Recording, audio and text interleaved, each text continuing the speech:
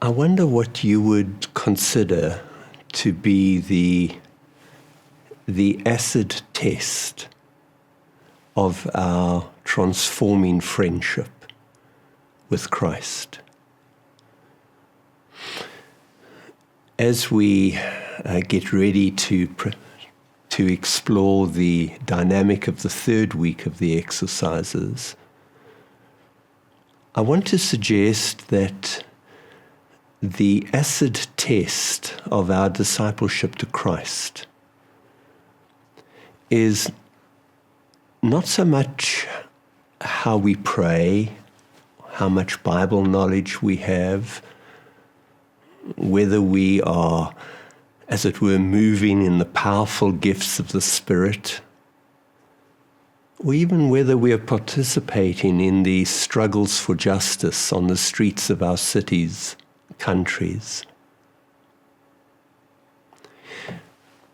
I want to suggest that the acid test of our friendship with Christ is the quality of our own compassionate responses to those around about us, especially those closest to us.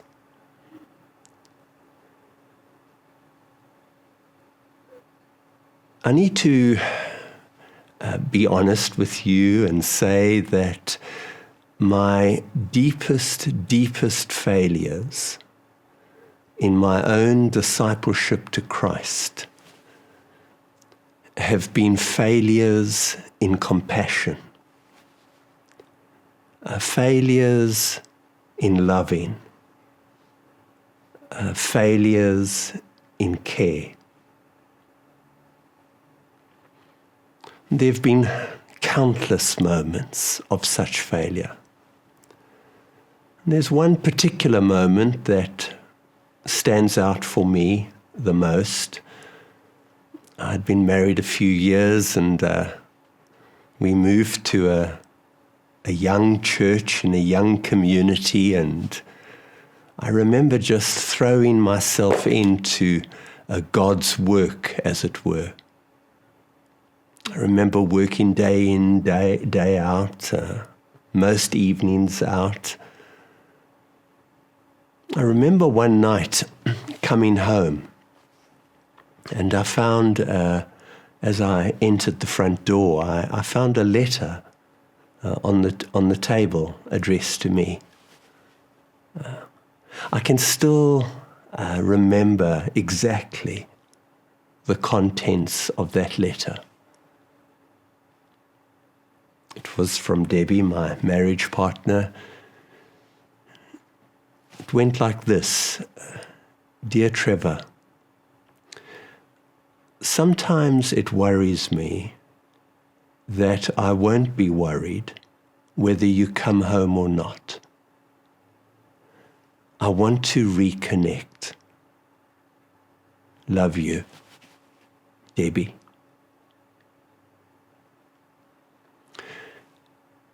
I had failed the acid test. And so I'm wondering how the acid test is with you right now. Now, I begin on this rather personal, sober note because in the third week of the spiritual exercises, Saint Ignatius invites us to ask for the grace of compassion. To ask for the grace of compassion to be with Christ in his sorrow and suffering. To ask for the grace of compassion to be with the Christ who gives himself utterly and totally to us. And the mystery of this third week is that as we receive the grace to be with Christ in his passion, in his suffering, in his sorrow, the fruit of compassion begins to grow a little bit more deeply within us. Now, Ignatius begins the third week by inviting the retreatant to pray imaginatively the foot washing scene. And he gives very precise details in that exercise. He invites us to look at the characters. He invites us to listen to the words being spoken. He invites us to notice the actions and the gestures of all those who are involved in this drama.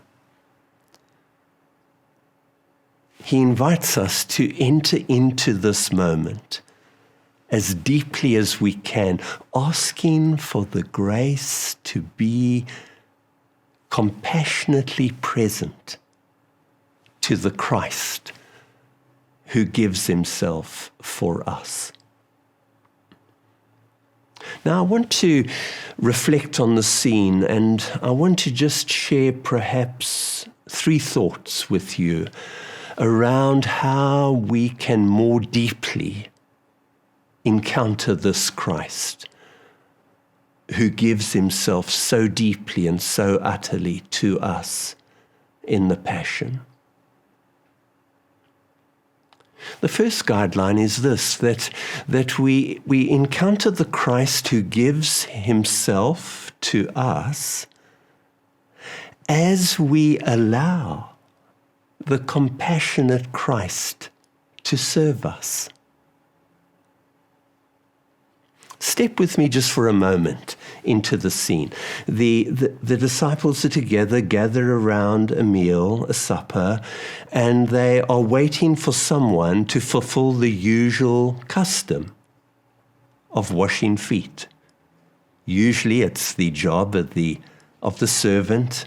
It's the most mundane, the most menial job to be done. And then suddenly, Jesus stands up. You have to imagine this. He takes off his outer robe. He ties a towel around his waist. He pours water into a bowl. And then he begins to kneel down.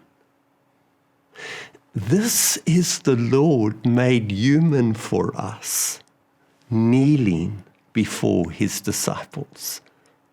And then when he comes to Peter resisting this moment. You will never wash my feet, Lord.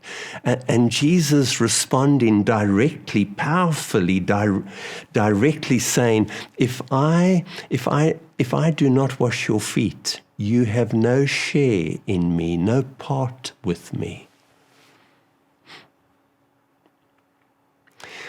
You know, sometimes it's very difficult to allow another, let alone Christ, to serve us.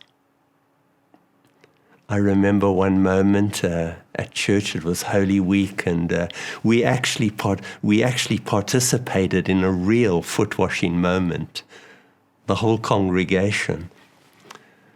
And I remember how I quite enjoyed washing feet. I would go from one person to another, and then someone said, "Hey, Trevor, it's time for us to wash your feet." And suddenly I felt a little bit awkward, resistant, uncomfortable. I just realized in that moment sometimes my own difficulty in allowing someone else's compassion to touch me. My own pride, my own arrogance, my own self-sufficiency covered up by my service to others. I wonder if just for a few moments right now, you can imagine Jesus, the Lord made human, kneeling before you, looking up at you from below and saying to you, I know all your fragilities. I know all your flaws. I know all your faults. I know all your deceits and all your betrayals. I know the depth of your arrogance and your pride. Will you allow me to wash your feet and to wash your heart with my compassion, my mercy, my love, my acceptance? And it's in the mystery of this encounter with the Christ who gives himself to us so utterly. It's in the mystery of this encounter of receiving the compassion of Christ that the fruit of compassion slowly, slowly begins to grow within us. We cannot give to others what we ourselves have not received. But here's a second guideline. We encounter the Christ who gives himself to us compassionately when we embody his pattern within our lives. You know, there's a little phrase in the foot washing story that appears nowhere else in any of the Gospels. This is the only time it appears. I have given you an example. Nowhere else does Jesus speak those words. I have given you an example. Now, Greek scholars of the New Testament text, they remind us that the Greek word for example is a word that comes from the dressmaking world. It's the word pattern. Now, I know nothing about the world of dressmaking, but people who do know a lot about the world of dressmaking have told me that you know, you can have different fabrics, different sizes, different colors, but you can have the same pattern. It's almost as if Jesus is so aware of, the diversity of all his followers, but he's saying here, to all his followers from all backgrounds, cultures, language groups, here's the pattern. And we encounter, here's the mystery, we encounter the Christ who gives himself to us as we embody this pattern. Perhaps I can say two quick things about embodying this pattern. We embody this pattern as we, with Jesus, go on a downward journey. Jesus gets off the chair and he moves to the floor. It's a journey of descent.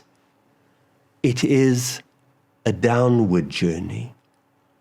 And we embody that pattern as we go with Jesus on this descending downward journey to those who are at the bottom of society's pyramid. As we seek to give ourselves with him to those who are invisible, those pushed to the edges, those excluded, those who suffer with mental torment, those with Alzheimer's, those who do not have access. And it's in those moments as we go on that journey downward that we encounter the one who gives himself to us compassionately. And compassion is gradually born within our own lives. On the other hand, we embody this pattern as we give ourselves to the service of small things, Have you noticed the details in the foot washing story? John is so careful with the detail. Jesus takes off his outer robe. He ties a towel around his waist. He pours water into a bowl. He kneels down. Attention to small little details. Now, there's only one other account in the Gospels where attention is given to such small details. The story of the Good Samaritan who stops with the suffering neighbor, kneels down, bandages his wounds, pours oil and wine upon them, puts him on his animal, takes him to the inn, gives the innkeeper the coins that are needed. There's something about the service of small things. Encountering Christ in small details of respect and courtesy and listening. One of the heroes of the faith in South Africa was a wonderful man by Desmond Tutu. And Desmond shares with us the story of his own unfolding conversion. He grew up in a township called Kagiso, just outside Krugersdorp. His mother was a domestic worker, perhaps you would say a maid, working in someone else's home. And Desmond, as a 7-year-old boy, would watch this Anglican priest, Trevor Huddleston, every morning walk past their little home and every morning lift his hat in greeting, in courteous greeting to his mother. And that act of respect and courtesy against a background of apartheid South Africa found its way into a little boy's heart. Faith was born. We encounter the self-giving Christ as we embody his pattern in our own lives. There's one more thing I want to say. We encounter the Christ who gives himself to us as we stay with him in his own journey into his own passion. That's what Ignatius is inviting us into, to be with Christ in his sorrow and suffering. Now let me speak very carefully here. The cross has already happened. Jesus has already died. And there is a sense in which we cannot be with him in that historical moment. But we can be with the risen Christ now, who has a perfect memory of that moment. And we can be with the risen one, and we can say to the Lord, Lord, I want to be with you as you share your suffering and your anguish and your sorrow. I want to be present with you. I want to be present to you. I want to, as I am able, to share this memory with you, Lord. It's a very deep moment, being with Christ in his own sorrow and suffering. It's almost having the same posture that we would have with someone who's dying. Have you ever been with someone who's dying? There's nothing you can do. Nothing. You can only be with. A few years ago, a dear friend of mine, a colleague, was diagnosed with ALS. And I said to him, I will come every Wednesday morning. I will come at 8 o'clock. I will be with you. And so every Wednesday morning I would go and I would sit at the side of his bed as ALS ravaged his body. And over weeks and months, in the end, all that he could move were his eyes. And I would sit there and I would find it so hard, so difficult. And I remember one morning being at the gate and I just couldn't go in. I couldn't go in. And I texted Debbie and I said, Debbie, I'm at my friend's gate and I cannot go in. And I got an answer immediately. And she said to me, Trevor, go in. It's the most important thing you are doing in your life right now. And it's as we are with those who suffer and Christ who suffers in them, that as we seek to be with, slowly, compassion is born within us. So let me pull all this together. Let me summarize this. The acid test of our transforming friendship with Christ is our capacity to be compassionate in response to others. And in the third week, Ignatius invites us to ask for the grace to be with Christ in his sorrow and suffering, to be with the Christ who gives himself utterly and totally, who pours out his life for us.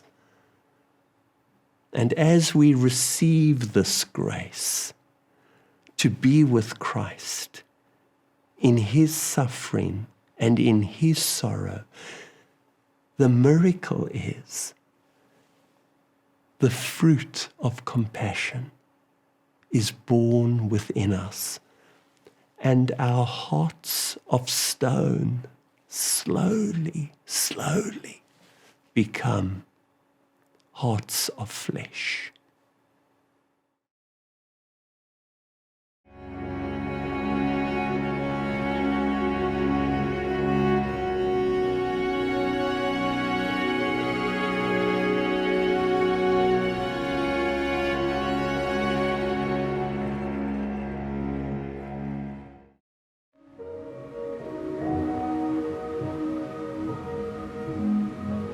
Many of us, we want to be seen as self-sufficient because being self-sufficient is often in our world considered to be successful. And so when somebody is serving me, there may be a question about, is this person not self-sufficient? Is there weakness that's being exposed? It makes us feel vulnerable. To allow ourselves to be tended to in that way is something that we're not accustomed to, and it requires us to open ourselves quite deeply. I think it's often rooted in my own sometimes unwillingness to acknowledge my need and to say to someone, I really do need your help in this situation. And I've struggled very deeply at times with that.